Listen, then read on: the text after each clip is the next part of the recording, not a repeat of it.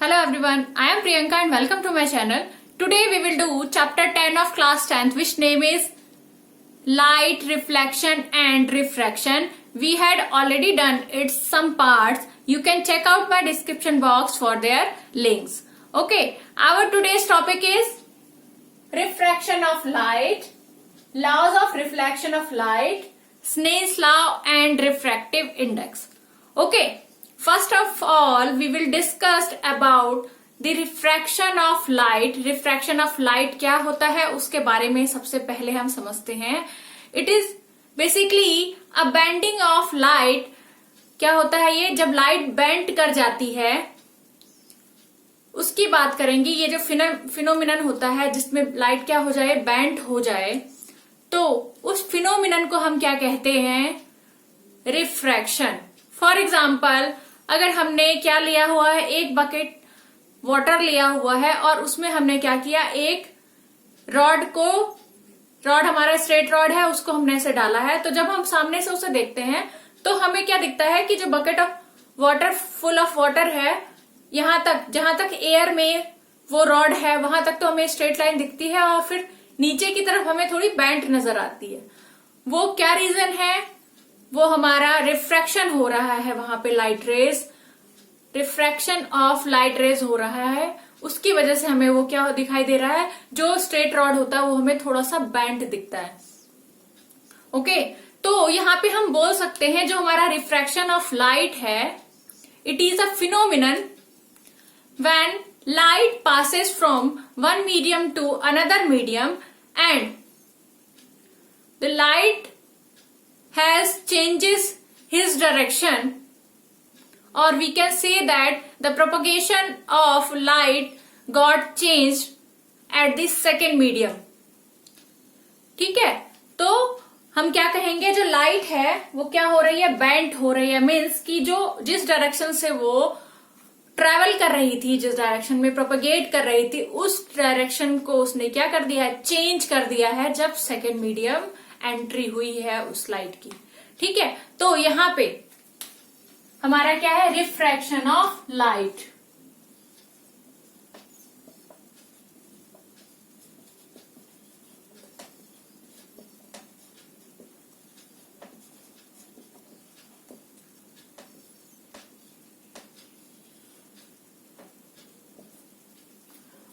Refraction of light means कि bending of light. Okay, तो हम यहां पे लिख सकते हैं when light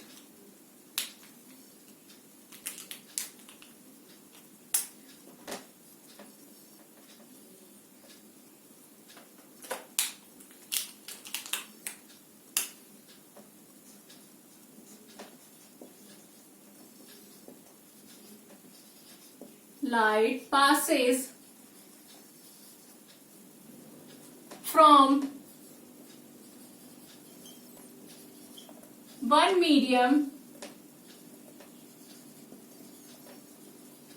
to another medium,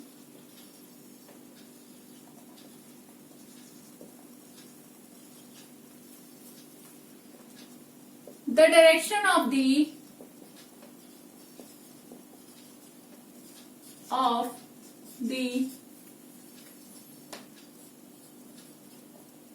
propagation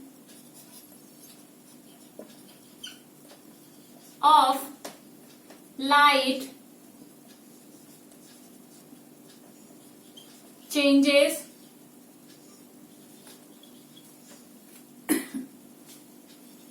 in the second medium and this phenomenon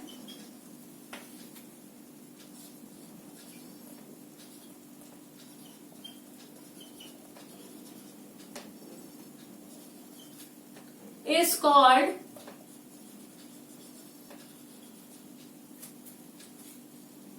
refraction of light. Okay, तो हम बात कर रहे थे कि क्या हो रहा है, जो लाइट है वो क्या हो जा रही है, बेंट हो जा रही है. उसको हम हम समझेंगे, एक एग्जांपल लेते हैं, उसके थ्रू हम इसको अच्छे से अंडरस्टूड कर पाएंगे कि रिफ्रैक्शन ऑफ लाइट क्या है। उसके लिए हम क्या लेंगे कि एक ग्लास स्लैब लिया हमने, ओके, और वहां पे हम देखेंगे कि जो लाइट रेस फॉल होंगी, पहले वो लाइट रेस एयर में होंगी, जब वो फॉल होंगी कहाँ पे एंटर करेंगी, इन द ग्लास स्लैब, तो फिर क्या होगा उसकी हम बात करेंगे। फिर वो बाहर जब निकलेंगी तो फिर क्या होगा, उससे हम अच्छे से इस डेफिनेशन को अंडरस्टूड कर पाएंगे। ठीक है, तो सबसे पहले हम देखें कि जो हमारा ये हमने सपोज कर लिया कि हमारा क्या है, ये ग्लास स्लैब है।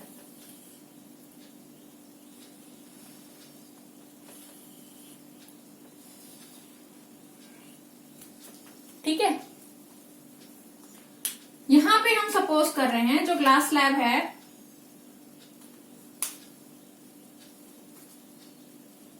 यहां पे लाइट जो है यहाँ पे फॉल हो रही है ग्लास स्लैब में।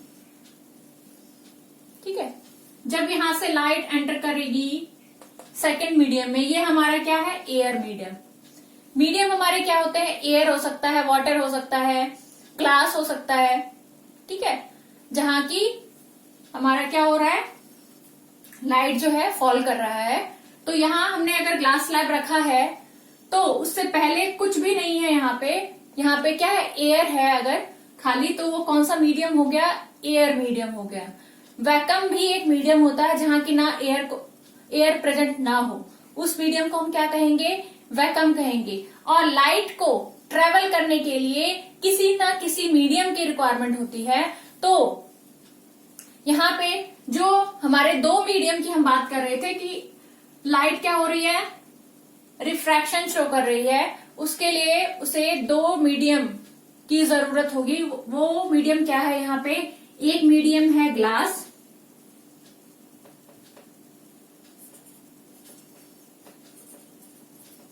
ये है ग्लास एक मीडियम, और दूसरा मीडियम यहाँ पे हम देखेंगे वो क्या है, एयर।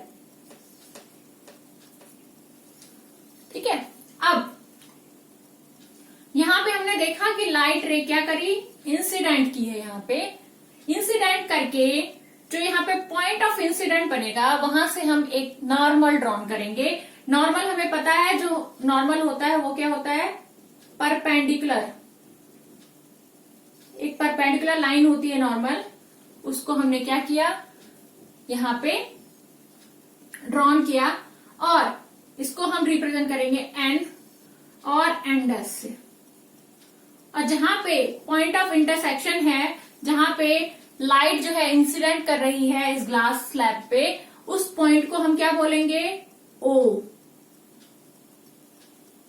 ठीक है, यहां पे लाइट वेव की एक टेंडेंसी होती है कि जब वो मीडियम, दो मीडियम के बीच में ट्रेवल करेगी तो सेकंड मीडियम में इंटरफेस करते ही वो क्या करेगी, बैंड होने लगेगी। बैंड होने लगेगी तो वो बैंड किस तरफ होगी, वो भी डिपेंड करता है कि वहां का मीडियम क्या है।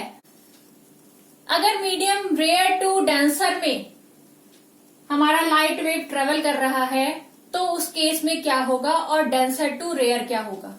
ठीक है, डेंसर मीन्स जहां पे बहुत सारा, सपोज दैट जो हमारे यहाँ पे मॉलिक्यूल्स प्रेजेंट होंगे वो काफी ज्यादा प्रेजेंट होंगे ग्लास में एज कंपेयर टू एयर। ठीक है, तो एयर हमारा क्या हो गया, रेयर मीडियम। इसको हम एयर जो है यहाँ पे रेयर मीडियम है,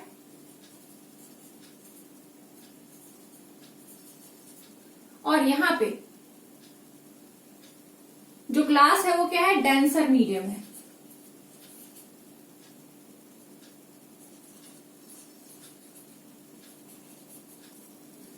ठीक है, जब रेयर से डेंसर में लाइट क्या होती है, पास ऑन होती है, तो उस टाइम पे जो लाइट बेंट होगी वो कैसे होगी, टुवर्ड्स द नॉर्मल। नॉर्मल हमारा कहाँ है, ये हमारी लाइन होगी नॉर्मल।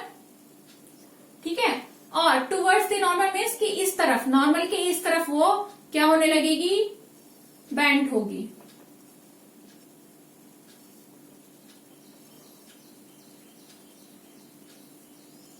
ठीक है, नॉर्मल की तरफ बेंट होगी। यहां पे इंसिडेंट रे है, इसलिए जो ये एंगल बनेगा वो क्या बनेगा, एंगल आई। ठीक है, यहां पे जो एंगल बनेगा वो क्या बनेगा, एंगल आर, क्योंकि ये रिफ्लेक्टेड लाइन हुई। फिर हम देखेंगे ये वाली कंडीशन क्या थी हमारी, ये पोर्शन हमारा क्या था, यहाँ पे ये एयर पार्टिकल्स थे, यहाँ पे हमारा जो था ग्लास पार्टिकल था। एयर जो होता है वो रेयर मीडियम होता है और ग्लास जो होता है वो डेंसर मीडियम होता है। यहाँ पे एयर और ग्लास को कंपेयर कर रहे हैं, तो हम बता रहे हैं कि जो एयर है वो डेंसर है, एयर क्या है, रेयर है, और यहाँ पे ग्लास जो है वो क्या है, डेंसर मीडियम की तरह एक्ट कर रहा है। ठीक है, इन दोनों के कंपैरिजन में, एयर और ग्लास के कंपैरिजन में हमने यहाँ पे लिखा है। दूसरी बात, जब लाइट फॉल करेगी, स्ट्राइक करेगी ग्लास स्लैब पे, ये हमारा ग्लास स्लैब है, ठीक है, ये हमारा क्या है, ग्लास स्लैब है। ग्लास स्लैब पे जब वो क्या करेगी, स्ट्राइक करेगी, तो क्या होगा, वो बेंट होगी किस तरफ, टुवर्ड्स दी नॉर्मल। तो हम यहाँ पे लिख सकते हैं, जो हमारा यहाँ पे अगर रिफ्रैक्शन देखें हम, रिफ्रैक्शन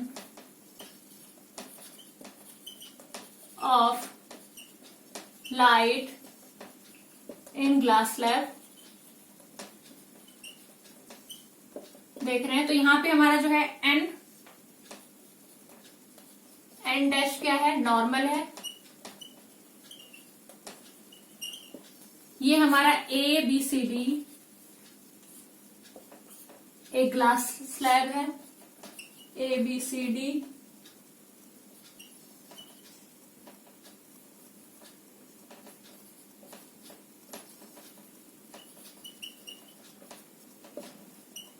ए बी सी डी क्या है, एक ग्लास स्लैब लिया हुआ है हमने। और यहाँ पे देख रहे हैं ओ क्या है, यहाँ पे एक पॉइंट है जहां की क्या हो रहा है, जो लाइट है वो इंसिडेंट कर रही है। ठीक है,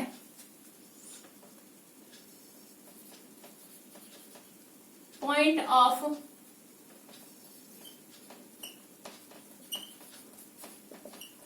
इंसिडेंस ऑफ लाइट, इसको इस लाइट को सपोज कर लेते हैं कि ये क्या है, ई लाइट है।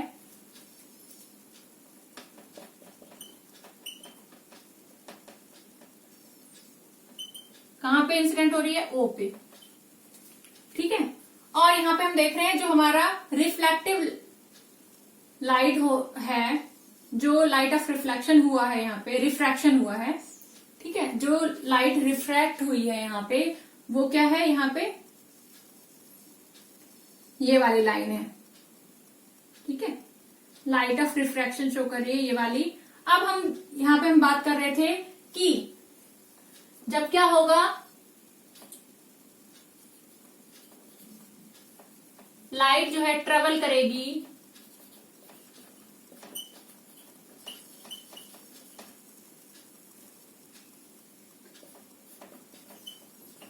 From rare to denser medium,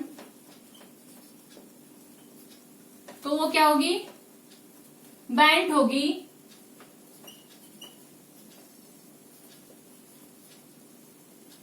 light bent towards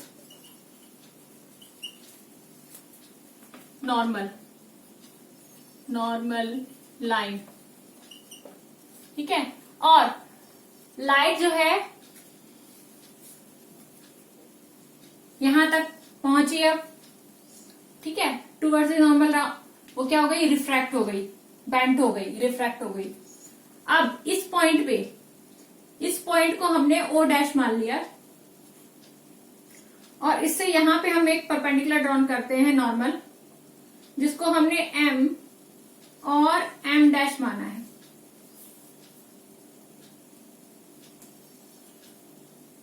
ठीक है, अब हम देखेंगे कि यहां पे जो मीडियम बनेगा वो क्या बनेगा, ये हमारा डेंसर मीडियम है क्योंकि ग्लास है यहाँ पे, और यहाँ पे एयर है, तो एयर हमारा क्या हो गया, रेयर मीडियम बना। तो जो यहाँ पे दो केस हैं, नंबर 1 केस ये था, नंबर 2 केस क्या हुआ,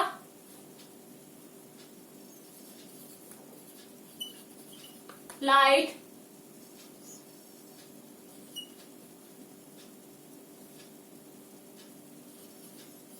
refracted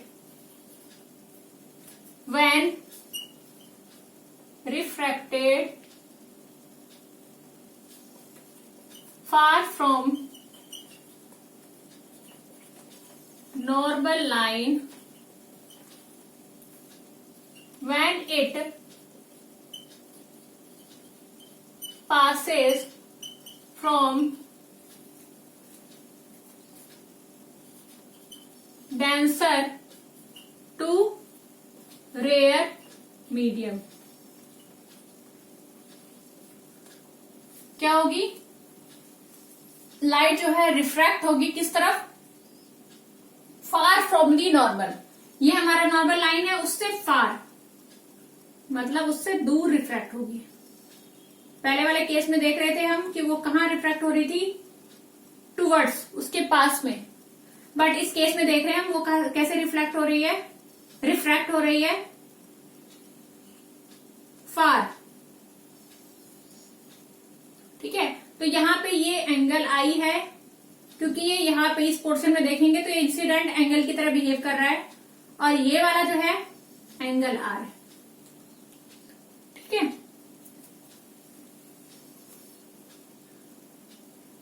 तो ये जो हमने फिनोमिनन देखा, यही फिनोमिनन हमारा क्या होता है, रिफ्रैक्शन ऑफ लाइट होता है। हमने यहाँ पे बात की थी when light passes from one medium to another medium.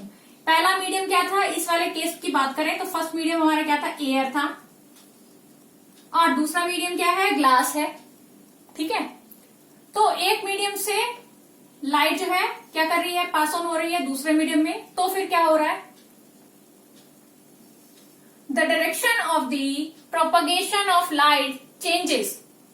जो डायरेक्शन था, जिस डायरेक्शन में वो मूव कर रही थी, ट्रेवल कर रही थी, उस डायरेक्शन को उसने क्या कर दिया, चेंज कर दिया। वो क्या हो गई है, टूवर्ड्स दी, जो नॉर्मल है उसके टूवर्ड्स क्या हो गई है, बेंट हो गई है। चेंज किया ना उसने अपने आप को। तो वही इन द सेकेंड मीडियम में जब पहुंचा तो क्या हुआ, उसने अपने डायरेक्शन को क्या किया है, चेंज किया है। And this phenomenon is called refraction of light. और यही फिनोमिनन क्या कहलाता है, रिफ्रैक्शन ऑफ लाइट। तो हमने यहाँ पे डेफिनेशन किया refraction of light with the help of glass slab लिया, और उसकी हेल्प से हमने यहाँ पे क्या किया, रिफ्रैक्शन ऑफ लाइट को अंडरस्टूड किया। ओके, यहाँ पे हमने दो मीडियम की बात की, क्योंकि यहाँ पे हमने दो मीडियम लिया है। कौन कौन सा मीडियम लिया है, एयर, और दूसरा मीडियम क्या हो गया, ग्लास। जब एयर से ग्लास में लाइट वेव जा रही थी तो वो क्या हुआ, रेयर टू डेंसर मीडियम हुआ। तो उस टाइम पे जो लाइट जो है बेंट किस तरफ हुई है, towards the normal. But in case of यहाँ पे अगर इस पोर्शन की खाली बात की जाए तो यहाँ पे क्या हो रहा है, इस पोर्शन में क्या हो रहा है कि जो हमारा लाइट वेव पहले किसमें है, डेंसर मीडियम में है, मीन्स की ग्लास उसका मीडियम है, एज कम्पेयर टू एयर जो है वो डेंसर है। और फिर वो क्या हो रही है, एयर में जब आने लगती है तो वो क्या हो जाता है कि वो डेंसर टू रेयर जा रही है, मीडियम चेंज हो रहा है। तो उस केस में क्या हो रहा है, जो नॉर्मल हमने ड्रॉ किया है उस नॉर्मल से वो क्या हो रही है, फार हो रही है। ठीक है, यहाँ पे at point O dash normal क्या है, नॉर्मल लाइन एम और एम डैश है, वो भी हमें लिखना जरूरी है। ठीक है,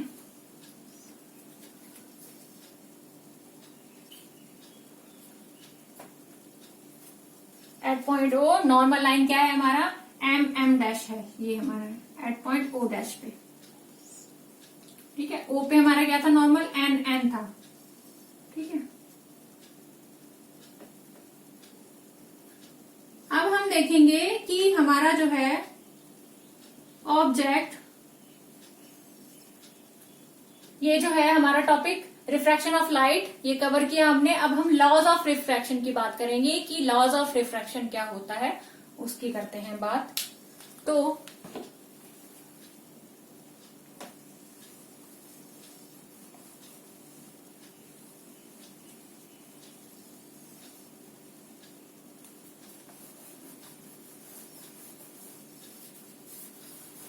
लॉज ऑफ रिफ्रैक्शन, इसमें भी 2 लॉज हम पढ़ेंगे। 2 पॉइंट में इस लॉ को कन्वर्ट किया गया है और हम कह सकते हैं कि इस लॉ के 2 पॉइंट हैं। तो कौन कौन से पॉइंट हैं उसको डिस्कस करते हैं।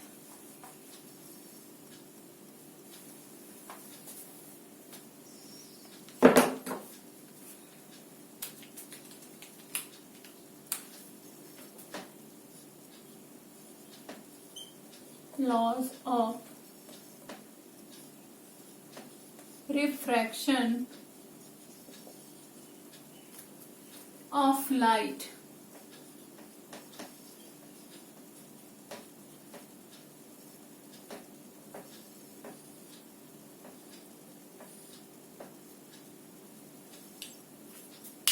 ठीक है, यहां पे क्या हो रहा है हमारा, एक हमने एग्जांपल लिया था यहां पे। अब हम इस एग्जांपल के थ्रू समझेंगे कि लॉज ऑफ रिफ्रैक्शन क्या होता है। ठीक है, फर्स्ट पॉइंट होता है लॉज ऑफ रिफ्रैक्शन का कि जो इंसिडेंट रे है, ये हमारा कौन सा लाइट है, इंसिडेंट लाइट है, ये आ रही है। जहां पे इंसिडेंट कर रही है वो नॉर्मल लाइन, और जहां से वो क्या हो रही है, रिफ्लेक्टेड बैक हो रही है, यहां पे ये तीनों किस में लाई कर रहे हैं, एक सेम प्लेन पे लाई कर रहे हैं। ठीक है, ये तीनों जो एक्टिविटी हो रही है रिफ्रैक्टेड लाइन की, इंसिडेंट रे की, और ये जो हमारा नॉर्मल है, इन तीनों का जो है ये किस पे लाई करेगी, एक सेम प्लेन पे लाई करेगी, जो हमने लॉज ऑफ रिफ्लेक्शन में भी पढ़ा था। ठीक है, यहां पे हम लिख सकते हैं the incident ray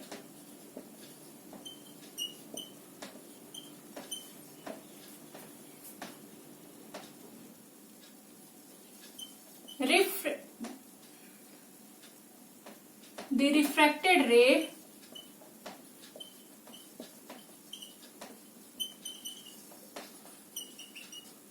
and the normal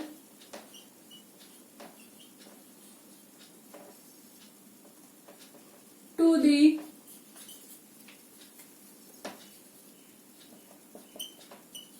interface of two transparent medium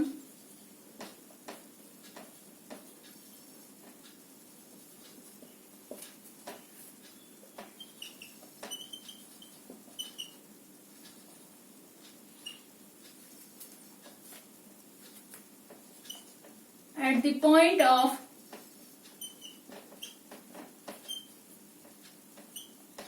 incidence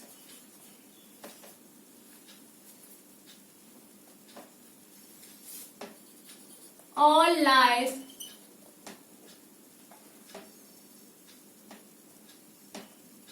lie in the same plane।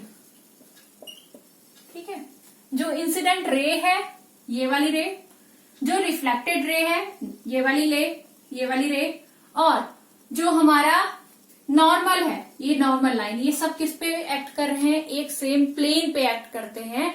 यही हमारा फर्स्ट पॉइंट बताता है, जो laws of refraction of light का फर्स्ट पॉइंट है। ठीक है, सेकंड पॉइंट में क्या हमें पता चलती है,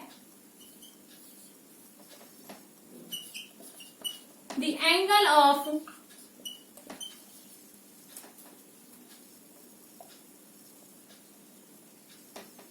the sign of angle of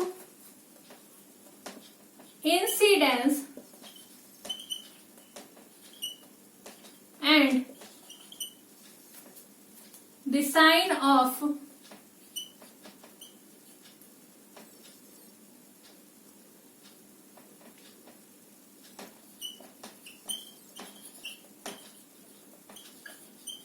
angle of refraction, ठीक है, द रेशो, यहां पे हम लिखेंगे the ratio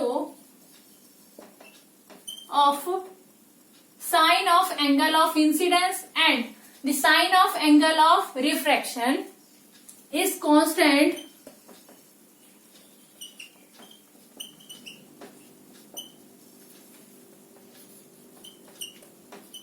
for light of same color and the pair of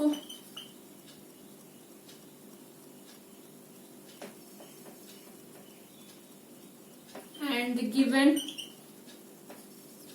pair of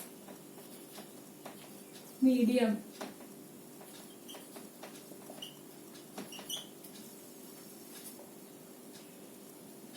constant for light of same color and क्या है हमारा, the ratio of sine of angle of incidence and the sine of angle of refraction is constant for the given light of same colour and the given pair of medium.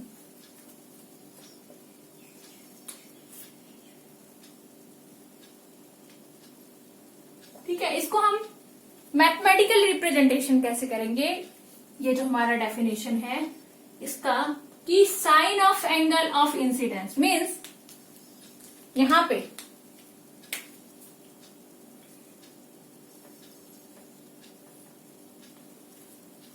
ये क्या है, ratio निकाला जा रहा है किसका, sine of angle of incidence. Angle of incidence हमारा क्या था, आई अपॉन, रेशो की बात की जा रही है तो हम क्या लिखेंगे, बटे, अपॉन, फिर क्या बात की जा रही है, sine of angle of reflection. Angle of reflection हमारा क्या है, आर।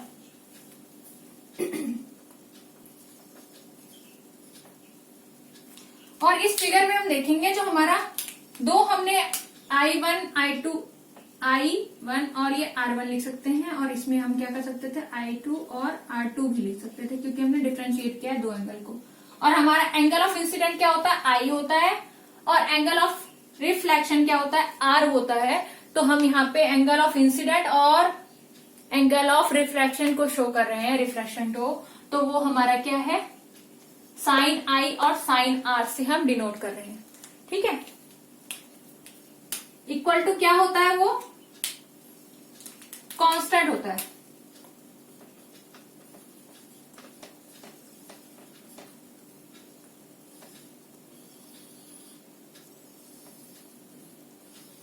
ये हमारा कौन बताता है, जो सेकंड पॉइंट है लॉज ऑफ रिफ्रैक्शन का, कि वो क्या बता रहा है कि जो साइन आई अपॉन में साइन आर है वो क्या है, इक्वल टू कांस्टेंट है। और यही चीज जो ये पूरा पॉइंट है ये क्या कहलाता है, स्नेल्स लॉ ऑफ रिफ्रैक्शन। ठीक है, ये हमारा laws of refraction of light भी है, ये दोनों पॉइंट है उसमें कवर होते हैं। और जो स्नेल्स लॉ की बात कर रहे हैं हम, उसमें हमारा क्या कवर होता है, ये सेकंड पॉइंट जो हमारा यहां से यहां तक, ये क्या है, स्नेल्स लॉ है। It is called Snell's law of refraction. ठीक है, जो हमारा थर्ड टॉपिक हम डिस्कस करने वाले थे वो क्या था, स्नेल्स लॉ। फर्स्ट हमने ऑलरेडी कर लिया है, refraction of light. Laws of refraction की हम बात कर चुके हैं, जिसमें हमारे दो पॉइंट कवर होते हैं।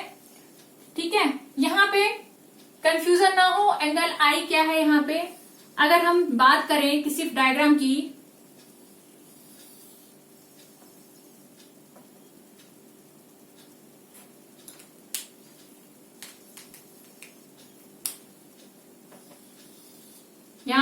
सपोज किया है कि हमारा जो है लाइट रेज फॉल करेगा,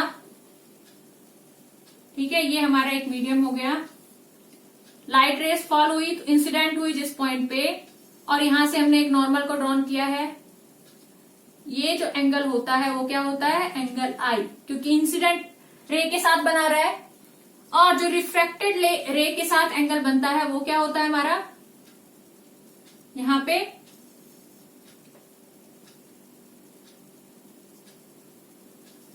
वो होता है हमारा एंगल आर। ठीक है, तो यहाँ पे एंगल आर जो है वो रिफ्रैक्ट एंगल ऑफ इंसिडेंट दिखा रहा है, एंगल आई, और एंगल आर हमारा क्या है, एंगल ऑफ रिफ्रैक्शन है। और उसका जो साइन थीटा है, थीटा एंगल है ना ये, तो साइन के साथ अगर हम रेशो निकालेंगे इक्वल टू वो कांस्टेंट होता है, और वो हमारा पूरा क्या कहलाता है, स्नेल्स लॉ ऑफ रिफ्रैक्शन कहलाता है।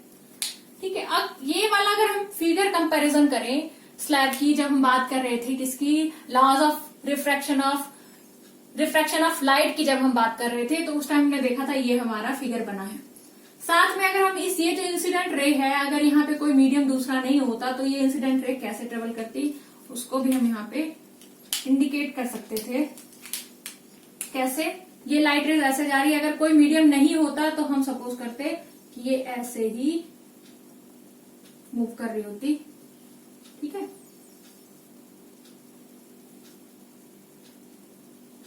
जो हम देखेंगे कि ये दोनों आपस में पैरेलल होते हैं।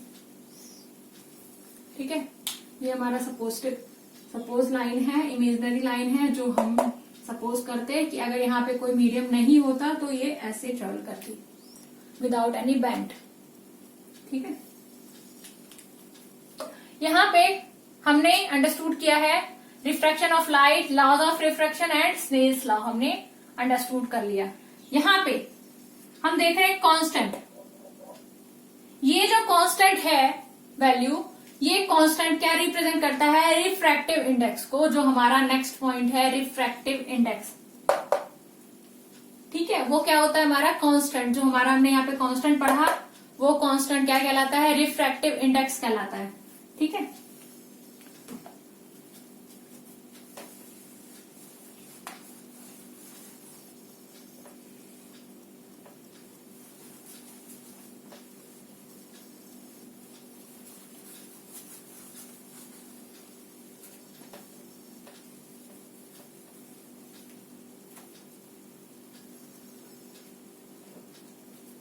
अब हम समझेंगे कि जो लाइट है वो जब एक मीडियम से दूसरे मीडियम में ट्रेवल करती है तो उसका जो है वो बैंड क्यों हो रही है। अभी तक हम पढ़ रहे थे कि वो रिफ्रैक्ट हो रही है, क्यों हो रही है, उसके पीछे रीजन क्या है।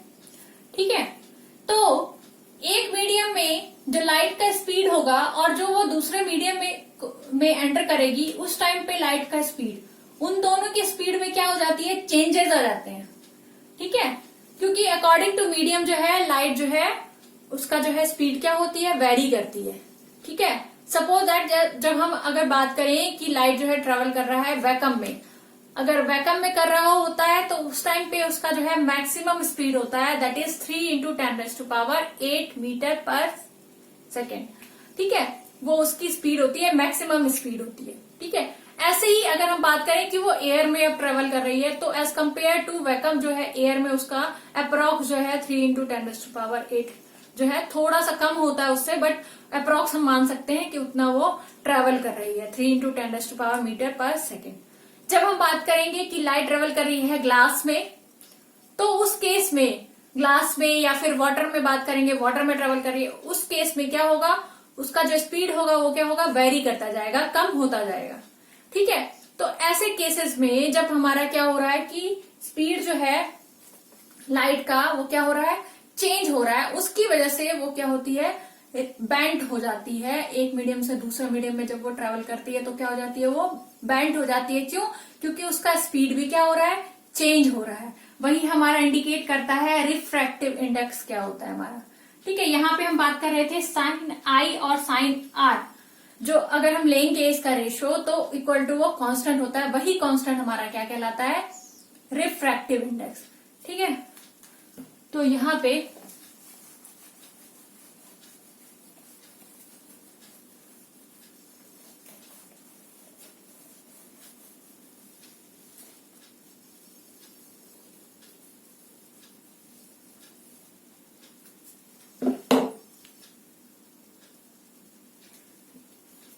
इसको रहने देते हैं, ये फिगर भी रहने देते हैं। अब यहाँ पे हमारा जो है क्या बात कर रहे हैं, refractive index.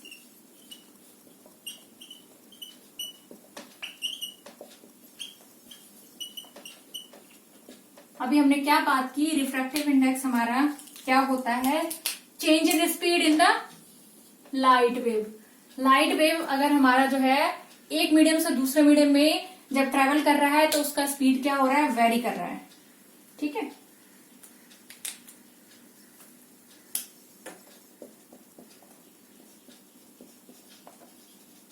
when light passes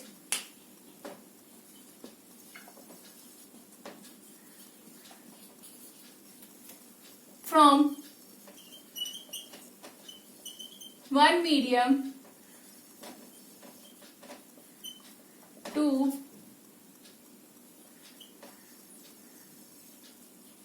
another medium,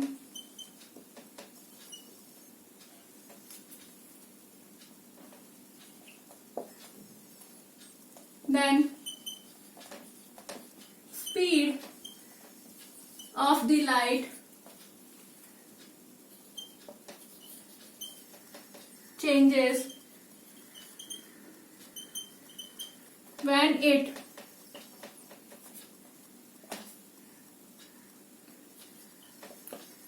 enters in the second medium. When light passes from one medium to another medium को आप यहाँ पे लिख सकते हो, one medium to second medium, then speed of light changes when it enters in the second medium. जब वो क्या होगा, उसका स्पीड चेंज होगा जब वो क्या होगी, एंटर करेगी, पास ऑन करेगी, किसमें, सेकेंड मीडियम में एंटर करेगी, तो उसका स्पीड क्या हो जाएगा, चेंज होगा। और ये जो स्पीड का जो हम यहाँ पे रेशो लेंगे वो हमारा क्या कहलाता है, रिफ्रैक्टिव इंडेक्स। ठीक है, and the extent that how much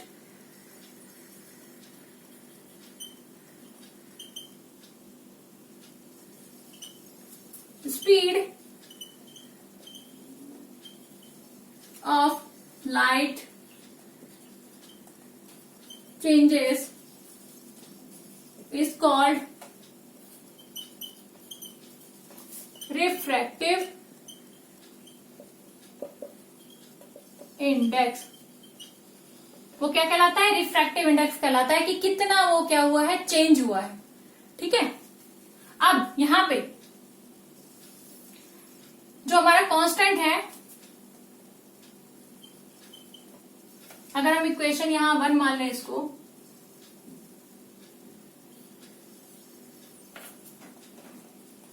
according to equation 1 constant is called refractive index.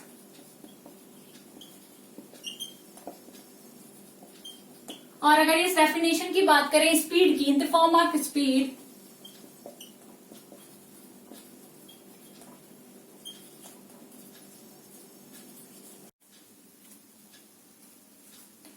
Refractive index अगर in the form of speed बात करें, in the form of speed, तो यहां पे क्या लेंगे, अगर हम यहां सपोज करते हैं, सपोज कि 2 मीडियम हमने लिया हुआ है और उसकी स्पीड की बात कर रहे हैं कि वहां पे लाइट की स्पीड क्या होगी। ठीक है, स्पीड ऑफ लाइट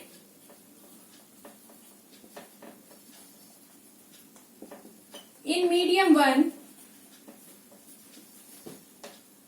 वो हमने सपोज क्या कर लिया कि वो क्या है, हमारा V1 है। और speed of light in medium 2 कितना हो जाएगा हमारा, वो हो जाएगा V2। तो यहां पे अगर हम रिफ्रैक्टिव इंडेक्स की बात करें तो रिफ्रैक्टिव इंडेक्स ऑफ 2 क्योंकि मीडियम 2 में हम शोन करेंगे, देखेंगे रिफ्रैक्टिव इंडेक्स की। रिफ्रैक्टिव इंडेक्स हमारा क्या होता है कि कितना स्पीड में वेरिएशन आया है, लाइट की स्पीड में कितना वेरिएशन आया है। पहले क्या था स्पीड, अब क्या स्पीड हुआ है उसका सेकेंड मीडियम में जाने के बाद, तो वो हमारा रिफ्रैक्टिव इंडेक्स होता है। इसलिए अगर हमें रिफ्रैक्टिव इंडेक्स फाइंड आउट करना हो तो हम कैसे करेंगे कि रिफ्रैक्टिव इंडेक्स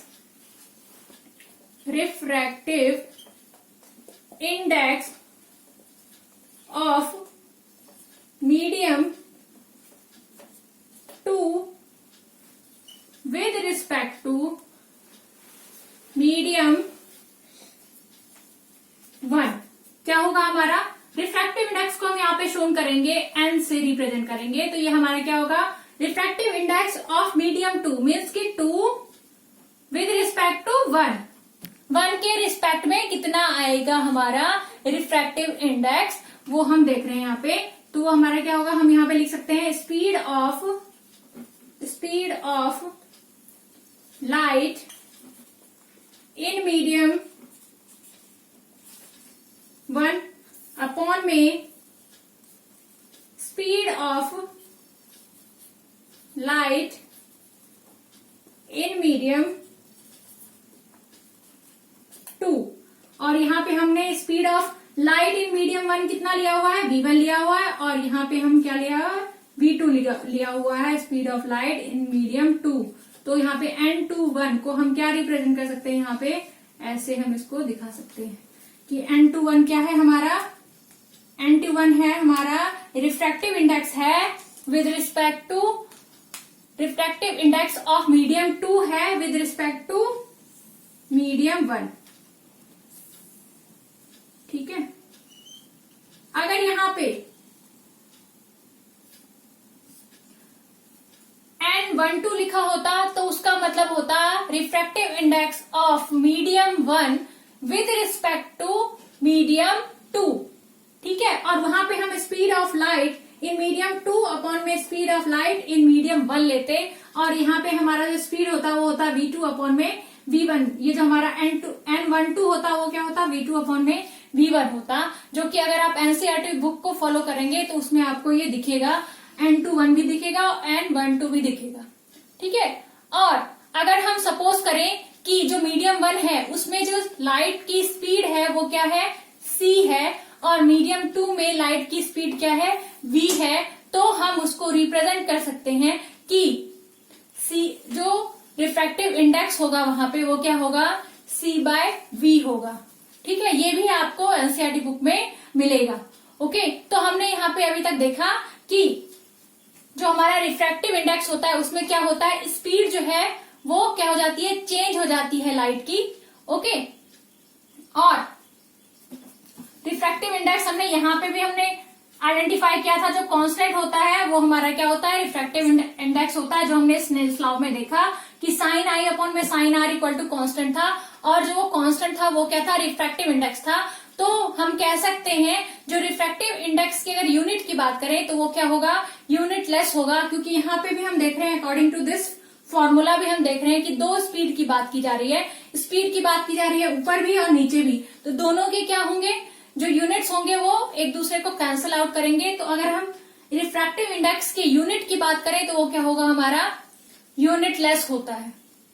ठीक है, I hope you have understood all the concept of this video.